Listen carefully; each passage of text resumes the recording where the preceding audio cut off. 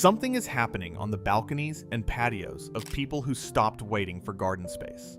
Their harvests are outpacing neighbors with full plots. Their plants are returning year after year without replanting, and their grocery bills are shrinking from a collection of pots most people walk past without a second look. The same vegetables dismissed as container compromises are outperforming in-ground versions when the conditions are right. These 20 are the reason why. Number 20. Kale. Most people grow kale in the ground and wonder why it turns tough, bitter, and woody by midsummer. In a container, something different happens. A 30-liter pot gives kale just enough root restriction to slow the aggressive vegetative surge that ground-grown plants experience. That slight stress, combined with the warmer root zone a dark container provides, keeps the leaves producing at a pace that is easier to harvest from and slower to bolt. The leaves stay tender longer. The plant stays manageable instead of turning into a chest-high sprawl that takes over a bed. Harvest the outer leaves first, always leaving the central growing tip untouched. And the plant keeps pushing replacements from the center outward in a continuous cycle. A single kale plant in a well-positioned container has been known to produce through 3 seasons without replacement in mild climates. The kind of longevity that in-ground plants rarely match, because slugs, cabbage whites, and soil-borne disease find ground-level plants first. After frost, the flavor deepens noticeably. Cold converts the stored starches in the leaves to sugars, and a leaf harvested in November tastes genuinely different from one taken in August from the same plant. Sweeter, less sharp, closer to the flavor that makes people who claim to dislike kale change their minds. There is a plant coming up on this list that does the same cold weather trick, but in a container so small, most people use them as windowsill decoration rather than a food source. Number 19. Spring onions. Spring onions in a container are not a compromise. They are an upgrade. In open ground, spring onions compete with whatever is planted nearby, get buried under mulch, and disappear into the general chaos of a busy bed.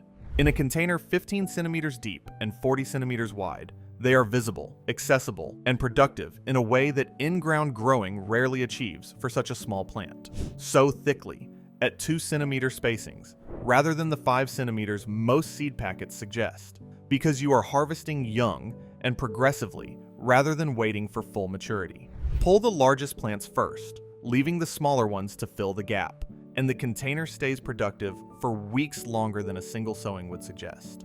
If this list is already making you rethink what a container can do, hit the like button right now. It takes 1 second, and it puts this information in front of every gardener still thinking containers are for herbs and nothing more. Something far more ambitious is coming, and it produces a harvest from a container that most people would confidently tell you is impossible.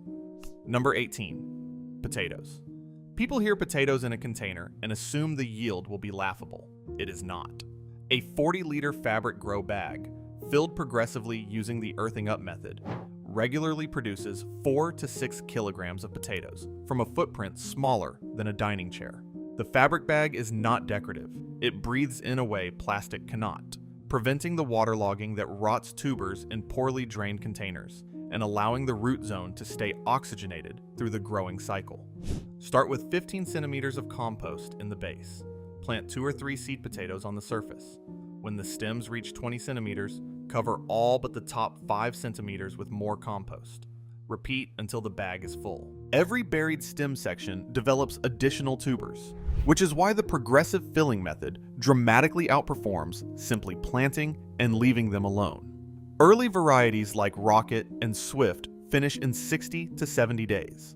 That speed matters in container growing because it frees the bag for a second crop in the same season, something an in-ground potato bed rarely allows without significant effort to clear and prepare the ground again. The smell of freshly tipped compost and just harvested potatoes, still warm from the sun-heated bag, is one of the better moments in container gardening. Entirely ordinary potatoes taste noticeably different eaten within an hour of harvest. What comes next is smaller, faster, and produces a harvest within 3 weeks of sowing. 3 weeks. Number 17. Radishes. 22 days from seed to table. No other edible plant on this list comes close to that turnover. In a container 15 centimeters deep, radishes complete their entire life cycle before most other vegetables have even established. That speed makes them uniquely suited to container growing, where space is finite and productivity per square centimeter matters more than in a sprawling garden bed. The technique that doubles container radish output is succession sowing. Rather than filling the entire container at once, sow a short row every 10 days. The first sowing is ready to pull as the third goes in, and the container is never sitting idle between harvests. One container cycling this way through a season produces more radishes than most households can eat, from a pot that costs almost nothing to set up and maintain. They also function as a diagnostic tool. Misshapen or stunted roots signal compaction or inconsistent watering in the container mix, telling you something is wrong with the growing conditions before slower crops have a chance to show the same problem. The next plant takes 3 weeks to even germinate in some conditions. The payoff for that patience is a harvest that keeps coming for a decade from a single planting. Number 16, asparagus. Plant asparagus in the ground, and you wait 2 years for the first spear. Spend those years weeding the bed obsessively, and then watch slugs and asparagus beetle undo most of the work anyway. Plant it in a deep container, at least 45 centimeters deep, and something shifts. The raised, warm root zone of a container suits asparagus crowns better than cold, heavy garden soil, which is why container-grown asparagus often produces usable spears in its first season rather than the second. The drainage that containers naturally provide also prevents the crown rot that kills asparagus in poorly draining beds before it ever has the chance to produce. Once established, asparagus in a container is a 10 to 20 year producer. The same crowns that go in this spring push spears every March and April for longer than most people stay in the same house. Harvest the spears when they reach 20 centimeters before the tips begin to feather open. Snap them at the base where they naturally give way, and the plant is already forming the next one below the soil surface. The ferny foliage that follows the harvest season turns a warm amber in autumn, which is the point at which the plant is pulling its energy back into the crown for next year. Let it stand until it browns fully before cutting it back. Number 15, Swiss chard. Swiss chard in a container outlasts almost every other vegetable on this list in terms of productive weeks per planting. A single plant in a 25-liter container, harvested correctly by taking the outer leaves and leaving the central growth point, produces continuously from late spring through hard frost without replacement. That is 5 to 6 months of regular harvesting from one planting. The stems come in red, yellow, orange, and white, and a container of mixed varieties looks, from a distance, like something planted purely for ornamental effect. The stems and leaves cook differently, which extends the culinary usefulness beyond what the leaf alone provides. The stems need a few extra minutes in the pan, closer to the texture of chard's close relative beetroot, while the leaves cook down quickly to something approaching spinach, both from the same plant, same harvest, same container. It also handles partial shade better than almost any fruiting crop on this list, which makes it the answer for balconies and patios that don't get the 6 hours of full sun that tomatoes and peppers demand. The next plant demands full sun and high heat, and in those conditions, it produces something from a container that in-ground growers wait all season for. Number 14, peppers. Peppers in containers run longer than peppers in the ground, and the reason is simple. A container can be moved. When the first frost warning arrives, a pepper plant in a 30-liter container comes inside, continues producing on a sunny windowsill or in a conservatory, and extends the season by 3 to 4 weeks beyond what any in-ground plant survives. That extension is often the difference between a plant that produced adequately and one that produced generously, because the heaviest pepper harvests tend to come in the final weeks of a long season. The warm root zone of a dark container also gives peppers a head start in spring that in-ground planting cannot match without significant soil preparation. Soil temperature is the limiting factor for pepper root activity, and a container sitting on a south-facing paving surface in May is consistently warmer than the surrounding ground. Bite into a ripe container-grown pepper that has been left on the plant until fully colored, and the sweetness is sharper and more concentrated than almost anything supermarket supply chains deliver, because the fruit was not picked early for shipping resilience. Up next is a plant that turns a bare wall into a harvest. Most people walk past that wall every day without realizing what it could be doing. Number 13. Climbing beans. A container 40 centimeters wide, 40 centimeters deep, and planted with 4 climbing bean plants supported by a 2-meter bamboo frame, produces more beans than most households expect from a space that size. The output is not because containers are magic for beans. It is because the vertical structure that climbing beans require fits naturally on a patio or balcony where horizontal space is tight, but vertical space is unused. The same trellis that produces 3 kilograms of pods across a season also functions as a privacy screen, a wind buffer, and the most productive use of a wall-facing container position in the garden. Pick pods before they reach full seed development, and the plant treats it as a signal to produce more. Leave pods to mature fully, and the plant reads the seed development as reproductive success and slows down. Regular harvesting, every 2 to 3 days at peak season, is the management practice that keeps the plants in production for weeks longer than infrequent picking allows. The pods snap cleanly from the stem with a satisfying sound that means they are at the right stage. Stringy resistance means they were left a day or two too long. The next plant produces something you can eat within days of the first shoots appearing, and it never needs replanting. Number 12. Lettuce. Lettuce in a container 15 centimeters deep is the fastest return on a handful of seeds in container gardening. The cut and come again method is where container lettuce separates itself from in-ground growing. Cut the entire plant to 5 centimeters above the soil, and new leaves push from the base within a week. A container of loose-leaf varieties managed this way gives 4 to 6 full cuttings before the plant finally bolts, compared to the single harvest a heading variety provides before the space needs to be cleared and replanted. Heat is the enemy. Lettuce bolts in response to rising temperatures and lengthening days, turning bitter and going to seed. A container can be moved to a shadier, cooler spot in midsummer to delay that process by 2 to 3 weeks, a strategy unavailable to in-ground growers who watch their lettuce bolt on schedule, regardless of what they try.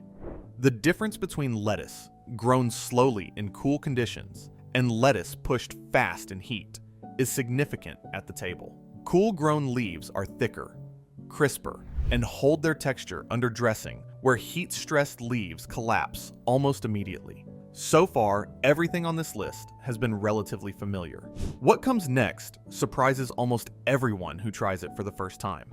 Number 11. Strawberries.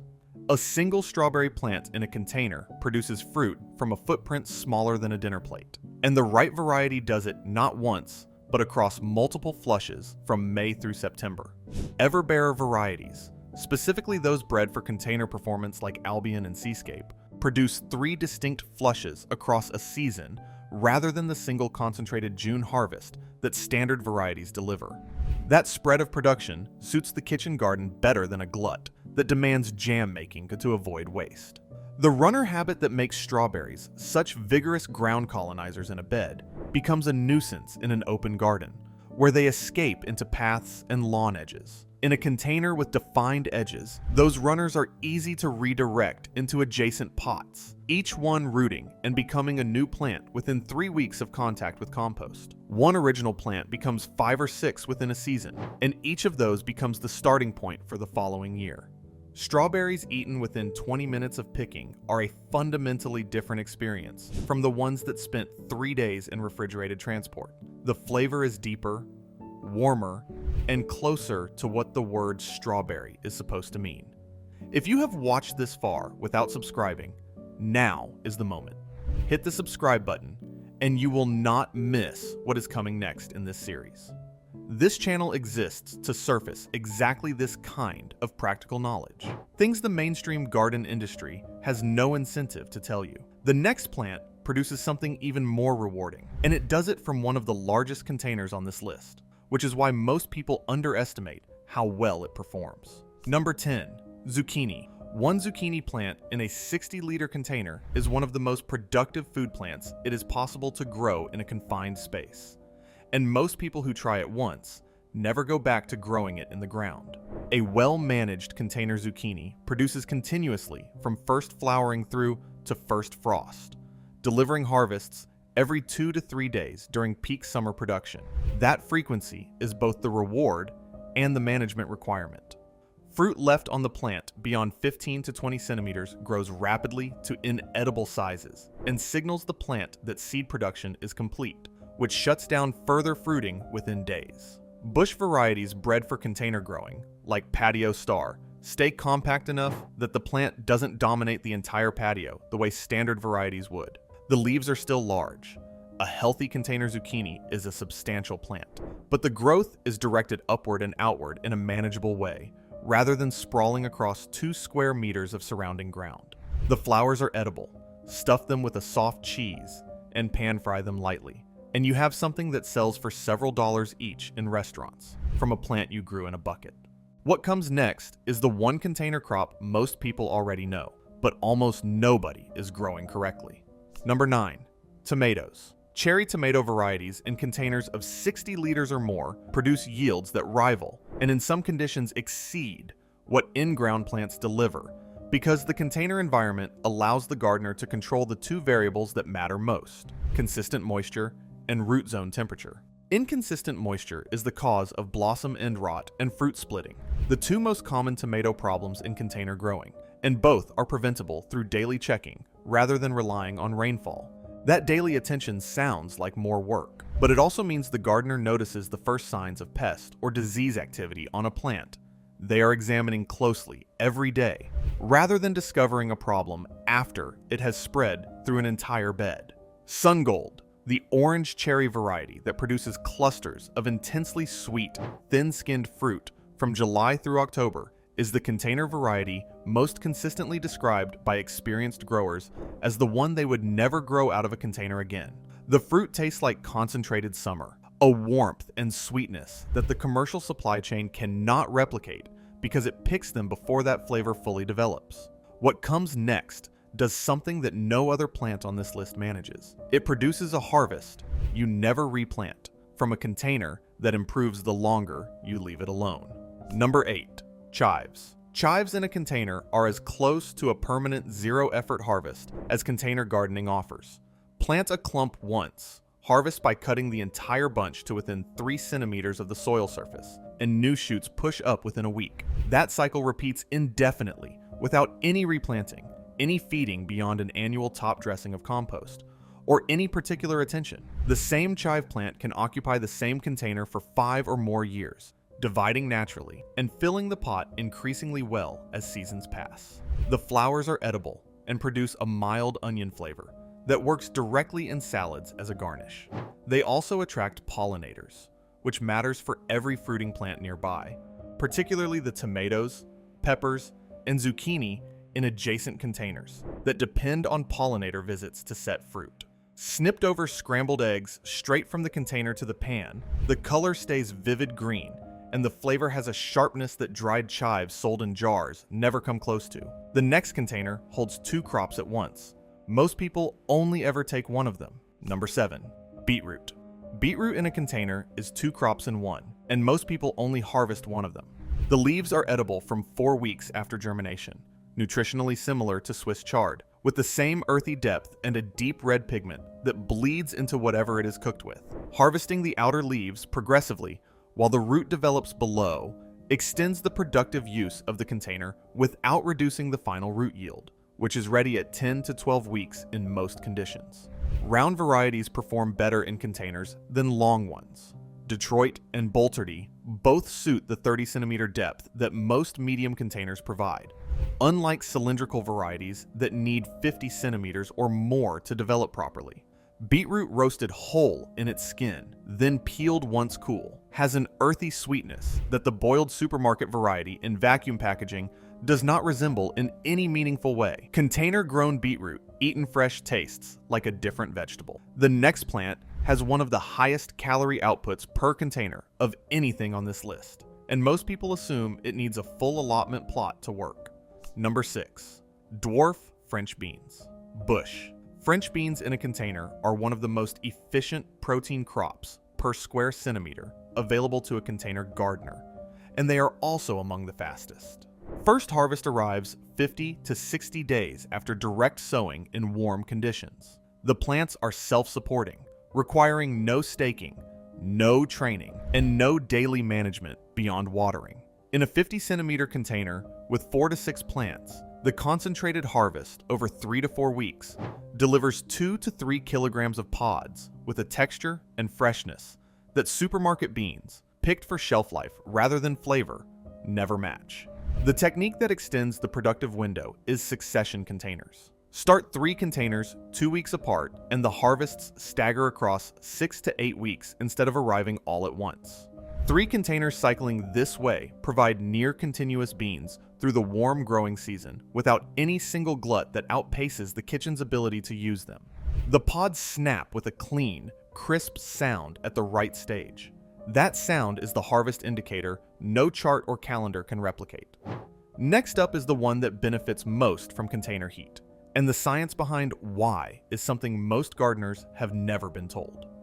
Number 5. Eggplant.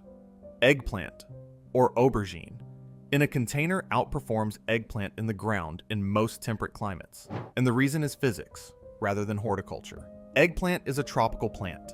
It wants warm roots. In most temperate garden soils, the ground temperature stays below the threshold. Eggplant roots prefer well into summer, limiting the plant's productivity before it ever gets started. A dark-colored container sitting on a south-facing paved surface absorbs heat and maintains a root zone temperature several degrees warmer than the surrounding soil, mimicking the warm earth conditions of the plant's origin and producing the vigorous, continuous growth that in-ground specimens in the same climate rarely manage. Compact varieties like Patio Baby produce full-sized, deep purple fruit with a glossy skin that gives slightly under thumb pressure when ripe. Slice one open and the flesh is creamy white with barely any seed development, which is the stage that produces the silky texture that properly grown eggplant is supposed to have. The next one goes in during autumn, asks nothing of you all winter, and pays back in 2 completely different ways come summer. Number 4. Garlic. Garlic in a container is the most overlooked winter crop in container gardening, and the most misunderstood in terms of what it contributes to the surrounding container garden. Plant cloves in October and November into a container at least 20 centimeters deep. They grow through winter, barely visibly, then accelerate in spring and are ready to harvest in June or early July, precisely when the container is needed for warm season crops, and the timing of the rotation is clean. Hardneck varieties produce garlic scapes in early summer, the curling green flower stems that emerge before the bulb is ready. Cut them, chop them, and use them exactly as you would use garlic in any recipe, with a milder, greener flavor that early summer cooking rarely encounters from any other source. Adjacent containers with peppers, tomatoes, and strawberries show measurably lower aphid pressure when garlic is growing nearby, which turns the container into a passive pest management system that costs nothing to operate and produces a harvest at the end of the season anyway. What follows is the one plant on this list that is actually better in a container than in the ground. Not comparable, better. Number 3, mint. Mint in a container is not a compromise. It is the correct way to grow it. In open ground, mint is one of the most aggressively spreading plants in temperate horticulture, colonizing beds, paths, and neighboring plants through underground runners that travel further and faster than most gardeners anticipate before the first season is over. In a container, that same vigor produces a dense, intensely productive plant that fills the pot and provides a continuous harvest without threatening anything nearby. Pick from the stem tips regularly, and the plant branches more densely with each harvest, producing a fuller, leafier plant than one left to grow unpicked. Neglect it, and it runs to flower quickly, after which the leaves become less palatable and the plant directs its energy into seed. Regular harvesting prevents this and keeps the plant at peak flavor production for the entire season. Rub a fresh mint leaf between your fingers and hold it close. The oils release immediately, sharp and cool, and the intensity of a freshly grown leaf compared to dried mint sold in jars is a gap so significant, they barely qualify as the same ingredient. The next entry is not a single plant, and that distinction is exactly what makes it the most productive container on this entire list. Number 2, herbs as a system. The most productive container in any garden is not a single plant. It is a container divided between several herbs managed together as a continuous harvest system. A 50-centimeter container planted with basil, flat-leaf parsley, chives, and coriander, each occupying its own section, and harvested on a rotating cut-and-come-again schedule, produces something harvestable every day of the growing season. Not every day in theory, every day in practice, because one section is always at the right stage, while the others are recovering from the previous cut. The basil in this system deserves a specific note. It bruises easily, which is why supermarket basil is almost always slightly brown at the cut edges. Harvested directly into a dish from a container outside the kitchen door, the leaves are intact, vivid, and aromatic in a way that pre-packed basil is not, regardless of how recently it was packed. 19 entries down. Every one of them is a single plant, a single container, a single solution.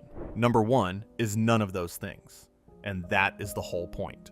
Number 1, the container system, not the container plant. Here's the part that changes how you should read everything above it. Every plant on this list performs better in a container under a specific condition that in-ground growing rarely replicates by accident. Control.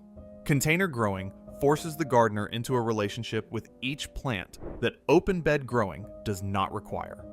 You know when the compost is dry because you check the container daily. You know when the plant is stressed because you are close enough to see the first signs before they become a problem.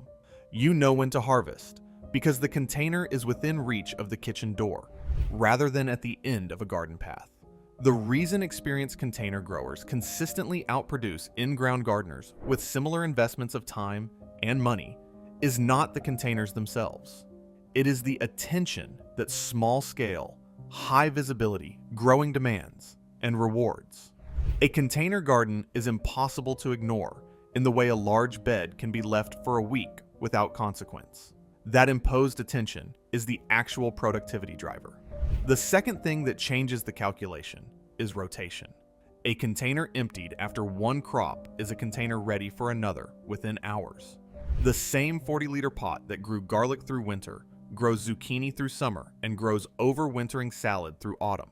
3 productive cycles from a single container in a single year. An in-ground bed cleared after one crop still needs weather, time, and often amendment before the next one goes in. Plant these 20 in the right containers, in the right sequence, and the result is not a collection of pots producing occasional harvests. It is a system producing something edible on most days of the growing year, from a space that most gardeners currently leave empty or fill with plants that produce nothing at all. The containers were always capable of this. The question was never whether they could. It was whether anyone had told you what to put in them. Thanks for watching. If this list changed how you think about container growing, tell us in the comments which vegetable surprised you most. And click the next video on the left, because what we cover there about soil-free growing systems makes everything on this list look like the beginning of something much bigger.